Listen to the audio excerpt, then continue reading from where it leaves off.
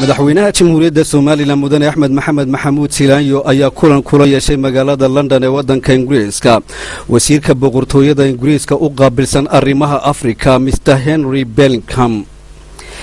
madaxweynaha jamhuuriyadda Soomaaliland mudane Axmed Maxamed Maxamuud Silaanyo waxa uu uga mahad celiyay wasiirka dawladda Ingiriiska Mr Henry taageerada ay boqortooyada Ingiriisku siiso dawladda jamhuuriyadda Soomaaliland waxaana uu sheegay in ay wax weyn ka tato taageeradoodu horumarinta dimuqraadiyadda dhaqaalaha iyo nabadgelyada.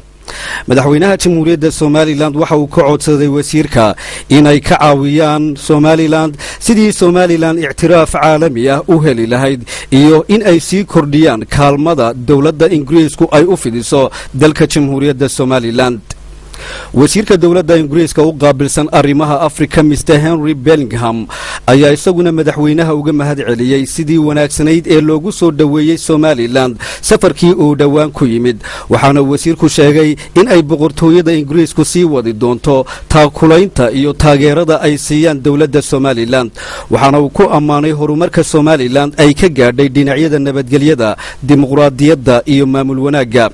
kulankan waxa madaxweynaha ku wehelinayay wasiirka arrimaha dibadda Soomaaliland Dr Maxamed Cabdilaahi Cumar iyo safiirka Soomaaliland u fadhiya dalka Ingiriiska mudane Axmed Cumar Sangore.